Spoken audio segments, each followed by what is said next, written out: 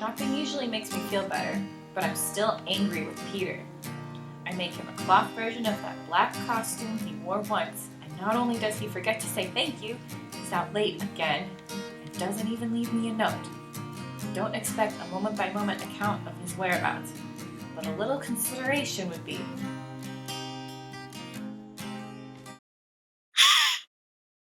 Oh, Peter! What are you doing sitting in the dark? Never mind, I've got a few nits to pick with.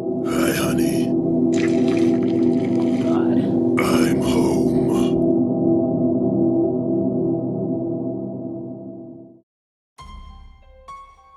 Oh, come near me. Please. Mary Jane, what's wrong? Stay away. Hey, hon, it's okay. It's me. Me? Peter. Oh, God, Peter! He was in the apartment, waiting for me. And he looked just like you. Huh? Like Spider-Man. He wore a costume, but he was big, bulky. He wanted to know where you were. Never mind that. Are you okay? Did he hurt you? No. He just made me feel so helpless. He grew a mouth, Peter, right on his mask. He grew it. He wasn't human. Let's worry about that later. I'm getting you to a doctor. No, I'm fine, really. It's just, I can't stay here tonight, Peter. I understand. I'll throw some things together and we'll get to a hotel. Just take it easy.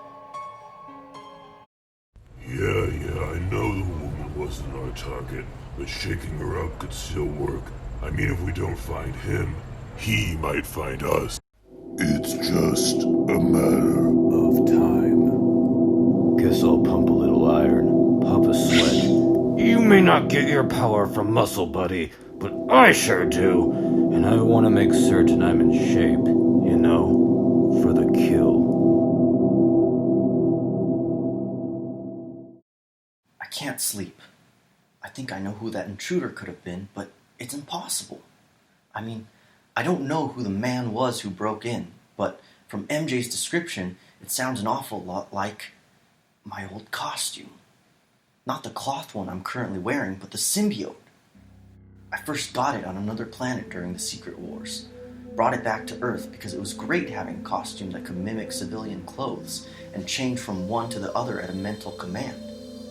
But the problem started when Reed Richards discovered that my costume really was a living, thinking, symbiotic being.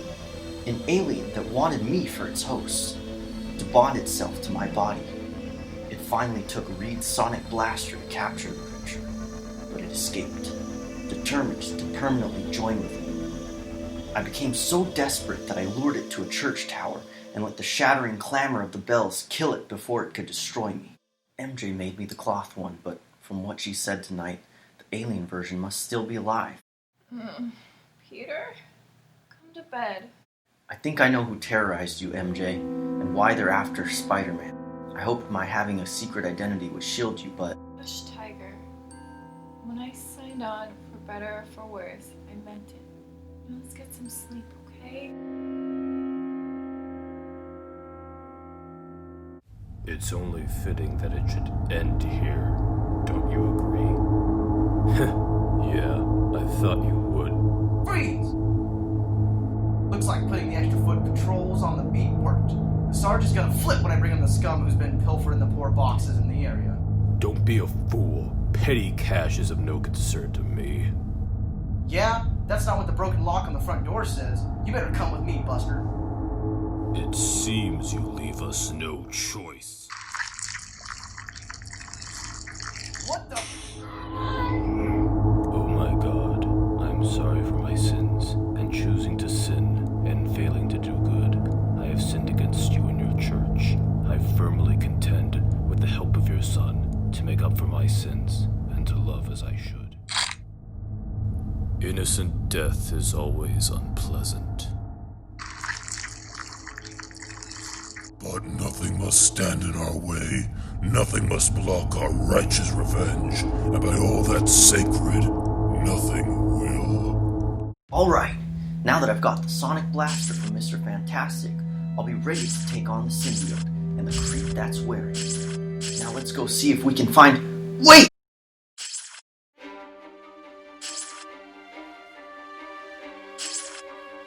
Huh, it looks like the old Parker luck is actually benefiting me this time.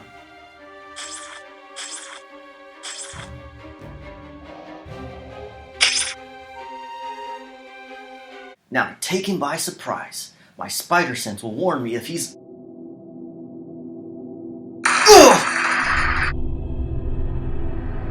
Welcome to my neighborhood, Spider-Man. Would you be my... Could you be my...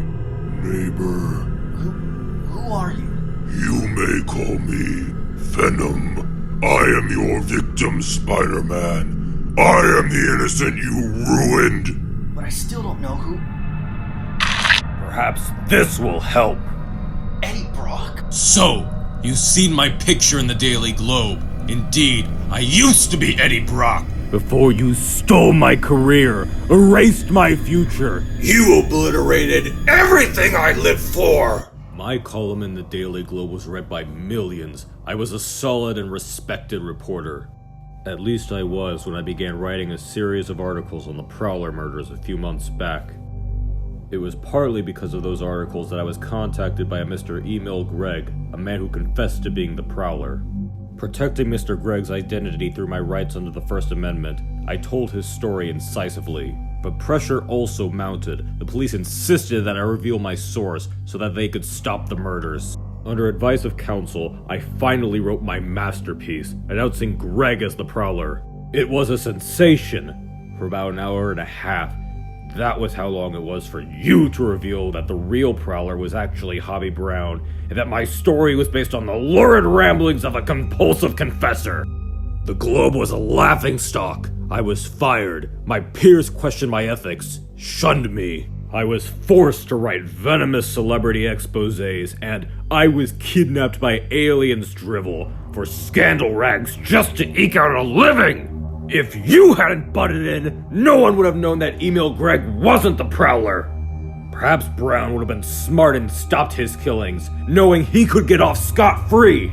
Perhaps my life wouldn't have been shattered. I may have made an error in judgment, but I was always a good journalist.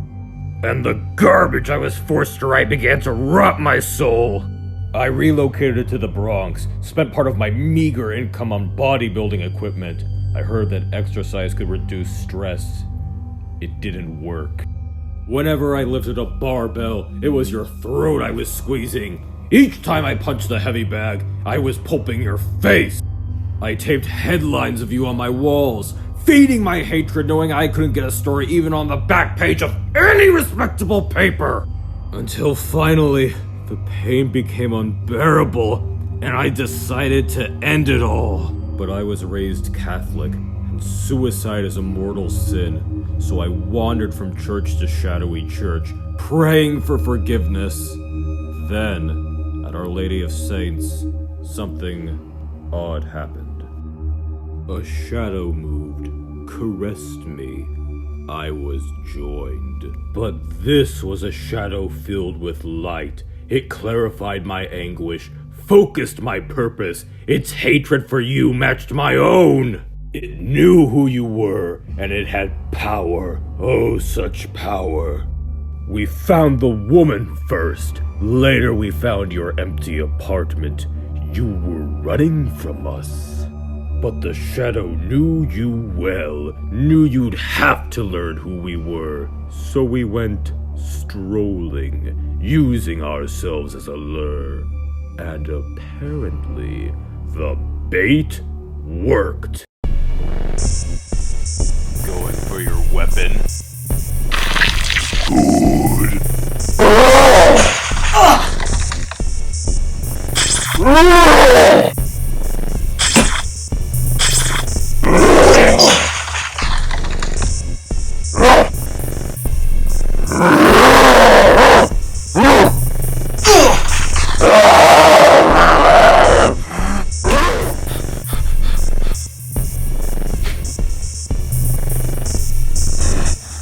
Now, you son of a...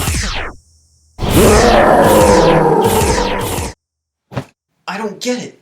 When Mr. Fantastic used this on me, the symbiote was driven away. Why isn't it detaching? Unless it can't. It must have completely bonded with Brock. That's why he isn't triggering my spider sense. He is the alien. Which means if I kill it, I kill Brock as well. Better regroup. Think up a new plan. Leaving so soon? What? Night.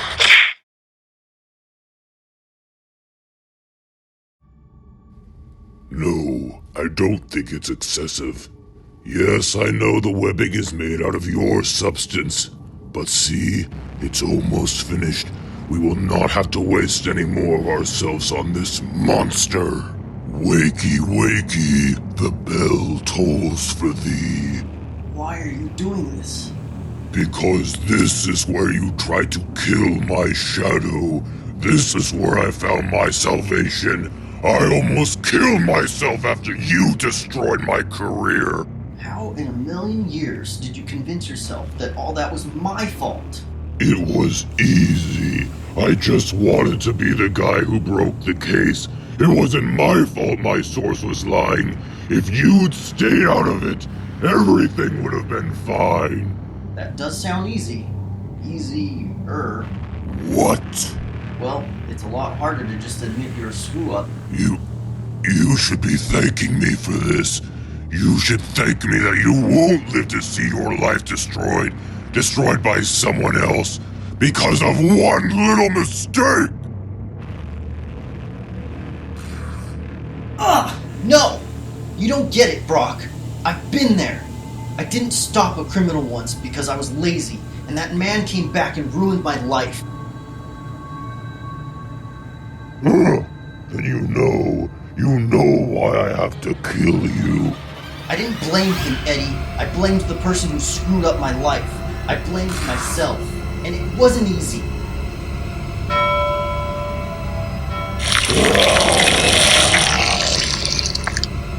You want to know why I'm better than you, Eddie? That was my costume. Shut up!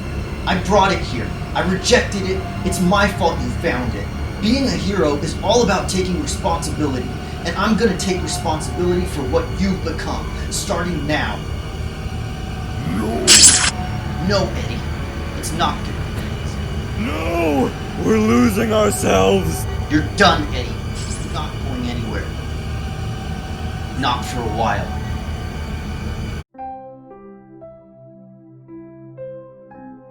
Mr. Fantastic says that the sonic being piped into the cylinder should keep Venom nice and docile, at least until a special place can be made for him in the vault. I really appreciate this, Ben. No problem.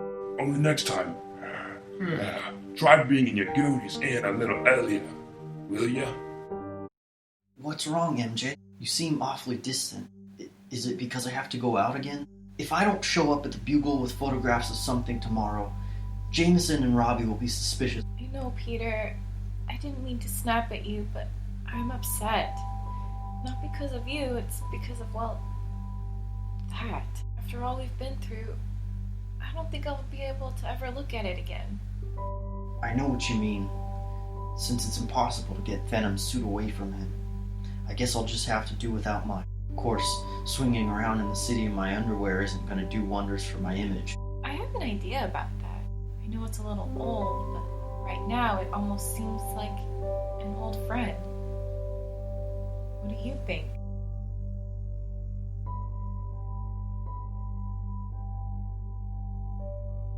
MJ, you're the greatest.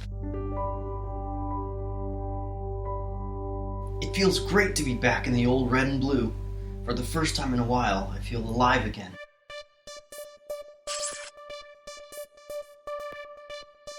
Get out of here, you web-swinging freak! He's a menace! He's... Spider-Man! Hands where I can see him, bud. Now, the Shocker demands your wallet. The Shocker demands a better name. Why don't you ever just quit? Haven't you heard, Shocky? With great power, there must also come great responsibility.